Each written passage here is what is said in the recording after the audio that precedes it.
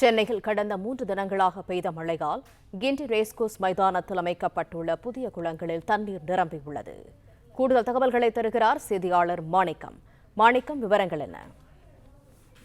சென்னை கிண்டியில் இருக்கக்கூடிய ரேஸ்கோர்ஸ் பகுதியில் 118 ஏக்கர் பரப்பளவுள்ள சுற்றுச்சூழல் பூங்கா அமைப்பதற்காக கடந்த 1ஆம் தேதி அன்று கடந்த நவம்பர் 1ஆம் தேதி அன்று ஒரு அடிக்கல் நாட்டி தொடங்கி வைத்திருந்தார். அந்த பகுதியில் உள்ள சூழல் பூங்காவுடன் அங்கு நீர் தேக்கத்துக்கான குளங்கள் அமைக்கக்கூடிய பணிகளும் தொடங்கி நடைபெற்றிருக்கிறது.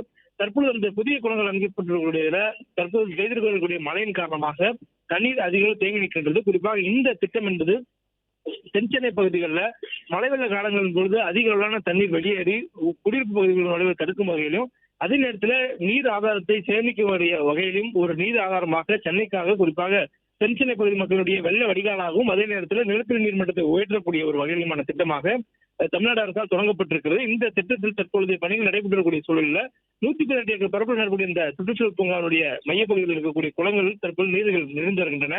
மேலும் இந்த நீர்கள் நிறைந்து வருவதால் அருகில் இருக்கக்கூடிய பகுதிகளில் நிலத்தடி நீர்மட்டமும் உயர்ந்து வருவதாக தகவல் தெரிவிக்கப்பட்டிருக்கிறது.